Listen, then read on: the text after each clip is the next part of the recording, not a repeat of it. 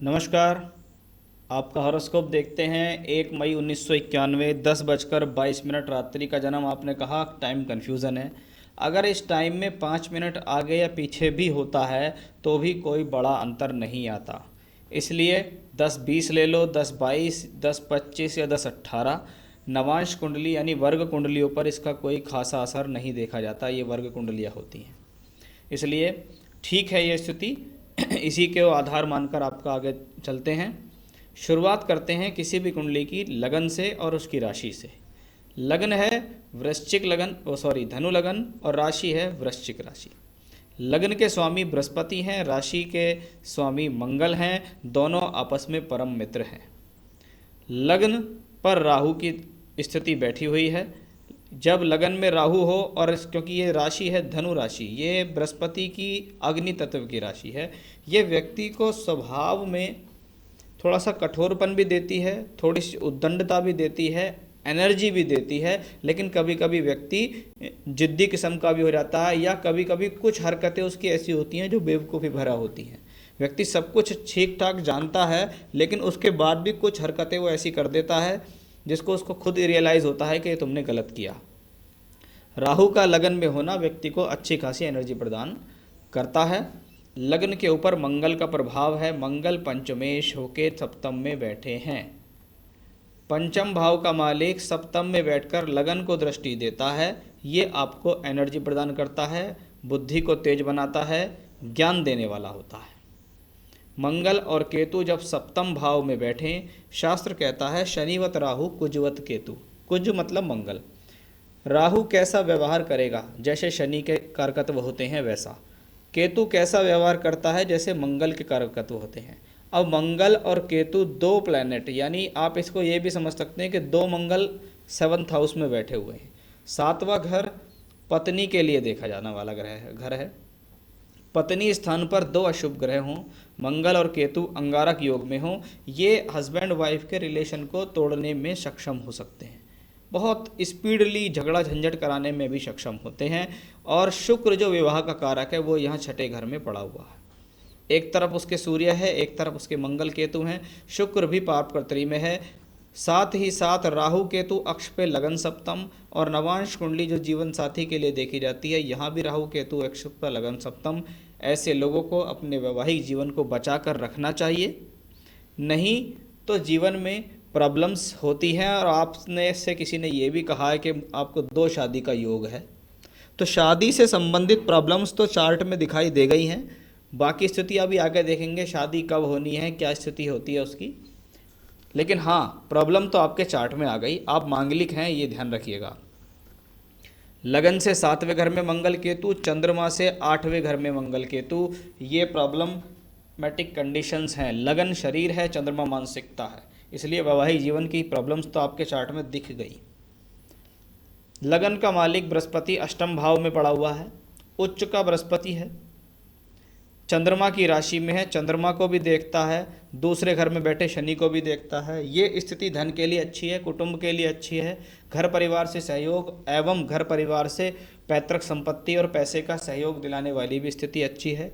बृहस्पति जब 8वें घर में बैठें और बुध को देखें जो कि दशमेश हैं, जैसा कि आपका फील्ड है बैंकिंग सेक्टर, ऐसे लोग सीए, बैंकिंग, फाइनेंस के फील्ड, मैनेजमेंट के फील्ड, वाणिज्य, लेखा जोखा, अकाउंटेंसी, ऐसे फील्ड में व्यक्ति तरक्की करता है। तो इनसे जुड़ा हुआ कोई भी फील्ड हो जीवन में, आप उसमें तरक्की पाएंगे। धन भाव का मालिक धन भाव में, ये वाणी स्थान का मालिक भी है, तो वाणी से संबंधित अच्छे कार्य कर सकते हैं। टीचिंग लाइन भी आप जीवन में ज्वाइन कर सकते हैं। चंद्रमा 12वें घर में, नीच का चंद्रमा 12वें घर में हो, ये मेंटली स्टेबिलिटी नहीं दे पाता। ये आपको भावुकता भी देता है, चंचलता भी देता है, मेंटली स्टेबिलिटी नहीं दे पाता है, दिमाग स्थिर नहीं रह पाता। नवमेश का पंचम भाव में उच्च का सूर्य होना, ये भाग्य के लिए ठीक है, भाग्य में वृद्धि करने वाला है, धनदायक है, पिता को सामाजिकता अच्छी देता है, पिता का समाज में सम्मान बढ़ाता है। तो ये थी आपके ग्रहों की स्थिति। बुध को देखिए आप, चौथे घर में नीच का बुध है। लेकिन उच्च के बृहस्पति से दृष्ट है। साथ ही साथ बुध अपने घर को वापस देखता है, दशम का मालिक दशम को वापस देखे, ये प्रोफेशन को कहीं ना कहीं से सपोर्ट देता है। व्यक्ति अपने जीवन में कभी खाली नहीं बैठ पाता, उसको किसी न किसी प्रकार से सहयोग मिलता रहता है।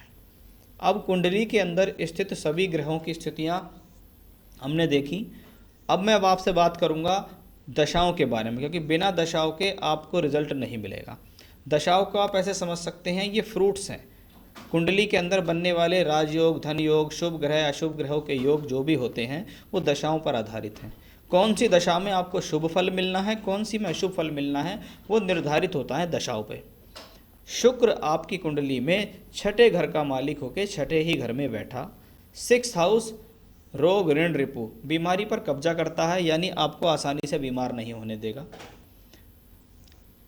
अगर लाइफ में ऋण दिलवाएगा तो ऋण को चुका पाएंगे आप, लोन लेंगे तो लोन भी चुका पाएंगे आसानी से। शत्रु पक्ष के ऊपर ये हावी रहने की स्थिति होती है। शुक्र का छठे घर में पाप कर्तृ योग में जाना वैवाहिक जीवन के लिए बेहतर नहीं। उम्र हो चुकी है आपकी, 1 मई को आप हो जाएंगे लगभग 29 वर्ष के हो जाएंगे पूर्ण। तो अभी 28वें वर्ष में है, अब फिर 29 वर्ष के पूरे हो जाएंगे। शुक्र की महादशा, शुक्र जब 6th हाउस में अपनी राशि में होता है, छठा घर नौकरी के लिए जाना जाता है, और फाइनेंस से संबंधित फील्ड यानी बैंकिंग से संबंधित फील्ड में आपकी नौकरी है तो 6th हाउस का शुक्र आपको ठीक है। नवांश में देखिए आप, नवांश में शुक्र पंचमेश हैं, धनदायक हैं, सूर्य के साथ बैठे हैं, ये स्थिति भी अपने आप में बेहतर है। दशमांश कुंडली में शुक्र योग कारक है, यानी केंद्र और त्रिकोण का मालिक होकर भाग्य स्थान में अपनी ही राशि में बैठा हुआ शुक्र है, यानी शुक्र की स्थितियां लगातार बेहतर हुई हैं। लगन में कुछ, नवांश में कुछ, दशमांश में कुछ। जब स्थितियां ऐसी बढ़ती हैं तो व्यक्ति भले ही लाइफ में थोड़ा सा नीचे से शुरुआत करता है, लेकिन जैसे जैसे लाइफ आगे चलती है तो लाइफ में तरक्की करता चला जाता है। 20 साल की महादशा शुक्र की होती है, जो कि अभी जून 2032 में जाकर समाप्त हो जाएगी। तो वो सिचुएशंस भी आपके चार्ट में ठीक है। शुक्र की महादशा में राहु की अंतर्दशा आपको चल रही है। देखिए, अगस्त 2019 जब से आपकी लाइफ में आया है, तब से आप अपने जीवन में प्रोफेशनल लाइफ को लेकर तनाव महसूस कर रहे होंगे, क्योंकि राहु की स्थिति, लेकिन लगन में तो वो ठीक है, पावरफुल है, कोई प्रॉब्लम नहीं है। छटपटाहट देता है, थोड़ा दिमाग में टेंशन्स देता है, हो सकता है साथ के जो कलीग्स लोग हैं उनके साथ कुछ आपका खटपट हो जाए, क्योंकि उसका 7th हाउस से कनेक्शन है, यहाँ भी है और यहाँ भी। लेकिन दशमांश कुंडली में 8th हाउस में, साथ में सूर्य के साथ है, 2 अशुभ ग्रह 8th हाउस में बैठे हुए हैं। Planet in 8th house in D10 दशमांश प्रोफेशन के चार्ट में अगर मिल जाएं तो जब तक वो दशा चलती है तो उसको होती है अनईजीनेस इन प्रोफेशनल लाइफ, मन नहीं लगना, स्वभाव अच्छा नहीं होना, माहौल अच्छा नहीं लगना, मन के अंदर कुछ अलग अलग सवाल उठने कि चेंज कर लूँ, छोड़ दूँ, ऐसा कर लूँ, वैसा कर लूँ, ये सभी स्थितियाँ आपके चार्ट में बनती हैं। राहु क्योंकि बुध की राशि में है, और बुध भी देखिए आप छठे घर में बैठा है, उसको चंद्र शनि मंगल दोनों देखते हैं। अब ऐसे समय में क्या होगा, अगर आपको इस दौरान नौकरी चेंज करनी है तो उसका सिर्फ एक ही तरीका है, यदि आपको विदेश से ऑफर आए तो ही आप नौकरी चेंज करें, नहीं तो भाई साहब अगस्त 2022 तक चुपचाप यहाँ पर जहाँ पर हैं वहाँ काम कीजिए। नहीं तो आपको अगर एक बार नौकरी चली गई तो बहुत तंगी का सामना भी करना पड़ सकता है। लेकिन यहाँ एक बाय डिफ़ॉल्ट चीज़ है कि विदेश से अगर ऑफर आता है तो ही आप उसको एक्सेप्ट करेंगे। चलिए थोड़ा सा आपके सवालों पे आ जाता हूँ। गवर्नमेंट जॉब के बारे में आपने पूछा। अगस्त 22 से अप्रैल 25 तक शुक्र में बृहस्पति की दशा आपको रहेगी। ये समय आपके जीवन का लास्ट अपॉर्चुनिटी होगा जिसमें आपको सरकारी नौकरी मिलने के योग हैं। जो भी सेक्टर मैंने आपको गिनवाए, चाहे वो टीचिंग लाइन हो, बैंकिंग सेक्टर हो, फाइनेंस से रिलेटेड हो, मैनेजमेंट से रिलेटेड हो, इनसे संबंधित जो भी सरकारी नौकरियां होती हैं उनके लिए आप रेगुलर अच्छे प्रकार से तैयारी करेंगे तो आपको अगस्त 22 से अप्रैल 25 के बीच सरकारी नौकरी मिल जाएगी। आप कहें जॉब चेंजिंग कंडीशन, जॉब में महीने लगता है, उसके बारे में मैंने आपको अभी अभी बताया है, तो वो फैसला आप उस तरीके से लीजिएगा। आगे पढ़ाई का योग, पढ़ाई के बारे में बात करें, राहु की दशा है और राहु दशमांश में तो यहाँ पर स्थिति है, और राहु देखिए कर सकते हैं, मंगल से कनेक्शन है। अगर आप अपनी एजुकेशन को बढ़ाना चाहते हैं तो आप कीजिए, सरकारी नौकरी के लिए तैयारी कीजिए तो ज़्यादा बढ़िया है, कोई कोचिंग वगैरह लीजिए, चाहे कहीं पढ़ने जाइए, चाहे ऑनलाइन लीजिए, तो पढ़ाई का संयोग तो लगातार आपको यहाँ बन रहा है। सफल बनने का योग इस कुंडली में ठीक ठाक है। अभी शुक्र की दशा आपको चल रही है। देखिए शुक्र की दशा भी जून 32 तक चलेगी। जैसे जैसे ये दशा आगे चलेगी वैसे वैसे आप जीवन में प्रोग्रेस करेंगे। ये एक सडन प्रोग्रेस वाला चार्ट नहीं है, इसमें स्टेप बाय स्टेप आप जीवन में तरक्की करेंगे। मन में भटकाव है बहुत, उसकी वजह से सब काम में प्रॉब्लम है। वो मैंने आपको चंद्रमा के बारे में बताया कि ये प्रॉब्लम्स क्यों होती हैं। ज़रूरत से ज़्यादा सोचता हूँ, टेंशन्स रहती हैं, सब चंद्रमा की वजह से हैं। अभी बैंक के सेक्टर में है आप, कौन सा फील्ड बेटर है, फील्ड मैंने आपको सभी बता दिए हैं। फ्यूचर वाइज भी मैंने आपको बता दिया। खुद का घर या विदेश योग, चलिए खुद के घर के बारे में मैंने आपको बताया। 4th हाउस, ये प्रॉपर्टी, घर का भी सही सुख मिलता है, पैतृक रूप से भी आपको जरूर हेल्प मिलेगी और खुद का घर भी आप जीवन में बनाएंगे। शुक्र में बृहस्पति की दशा आ रही है आपको अगस्त 22 से अप्रैल 25। इस दौरान जरूर आप अपने जीवन में प्रॉपर्टी से संबंधित कोई ना कोई जरूर काम करेंगे। या तो कोई फ्लैट ले लेंगे, कोई प्रॉपर्टी के छोटी मोटी ज़मीन ले लेंगे, या फ्लैट लेके या उसमें कोई ईएमआई वगैरह आप जोड़ लेंगे अपने जीवन में, उसको आगे चुकाते रहेंगे, तो वो अच्छा संयोग आपके पास है। विदेश योग अभी वर्तमान की स्थिति से लेकर और अभी आगे देखिए आप लगभग अगस्त 22 तक आपको योग है। उस दौरान आप सिर्फ विदेश की अपॉर्चुनिटी का ही इंतज़ार कीजिए, बाकी अपनी जगह काम कीजिएगा। 1 अप्रैल 25 से लेकर जून 28 के बीच में जब शुक्र में शनि की दशा आएगी, ये समय भी आपका विदेश में जाने का होगा। लेकिन विदेश में जाके थोड़े समय तक काम करना ही ऐसा दिखता है, बाकी विदेश में वास वाली स्थिति नहीं है, आप रहेंगे इंडिया में ही। पैसे का फ्लो आराम से या परेशानी में, सर थोड़ा सा स्ट्रगल है आपकी लाइफ में, लेकिन आप स्टेप बाय स्टेप आगे चलें। झटके का कुछ नहीं मिलेगा आपको, जो मिलेगा सब आराम आराम से मिलेगा, लेकिन मिलेगा ज़रूर। मैरिड लाइफ के बारे में मैं आपको बता चुका। संतान सुख के बारे में मैं बताता हूँ। देखिए आपकी सप्तांश कुंडली है, यहाँ शनि आपके मालिक है, शनि उच्च के ऊपर है, आपके हिसाब से संतान योग है, कोई दिक्कत नहीं है। बाकी इसका पूर्ण सटीकता पत्नी की कुंडली से जाती है, तो उसको आप जब कुंडली मिलान करके विवाह करेंगे तब उसमें उनके लिए संतान का योग आप दिखवा लेना। मैरिज की दशा बता देता हूँ मैं आपको। शुक्र में राहु वर्तमान की स्थिति में बहुत बढ़िया संयोग आपको चल रहे हैं। शुक्र में राहु बहुत अच्छा संयोग आपको यहाँ वर्तमान में चल रहा है। ये एक अच्छी दशाओं के रूप में है। अगस्त 22 तक शादी की स्थितियाँ दिखती हैं, शादी में प्रॉब्लम भी दिखती है, इसलिए कुंडली मिलान करके करें। देखिए यहाँ पर सप्तम भाव का मालिक बृहस्पति है, वो यहाँ पंचम भाव में शुक्र की राशि में बैठा है, शत्रु राशि में, और उसे शनि और मंगल देखते हैं। इसलिए प्रॉब्लम तो भाई साहब सब जगह है। अभी तक जो डिले मैरिज हुई है उसकी भी कंडीशंस आपके इस चार्ट में दर्शित हो रही हैं, और आगे जो प्रॉब्लम्स लाइफ में आनी है उसकी भी स्थितियाँ दर्शित हो रही हैं। इसलिए कुंडली मिलान करते समय गुण मिलान पर बिल्कुल नहीं जाइएगा कि मेरे 30 गुण मिल गए तो मेरी शादी अच्छी चलेगी।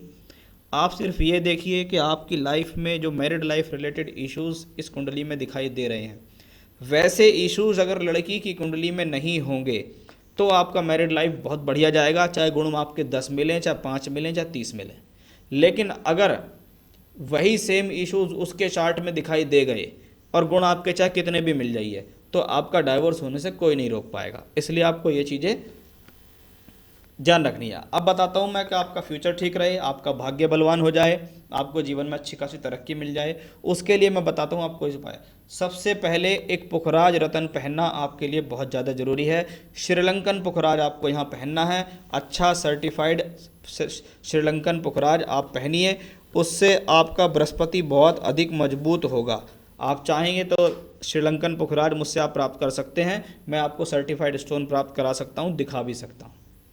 दूसरी बात, राहु केतु का असर बार बार सभी जगह आता है। आप दिन में कभी भी जब वो पूजा करने बैठें कम से कम 21 बार गायत्री मंत्र का जप जरूर करें।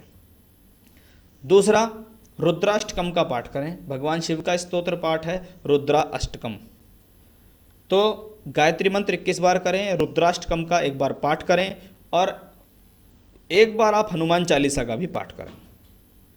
तो ये 3 पाठ तो आप लगातार करें।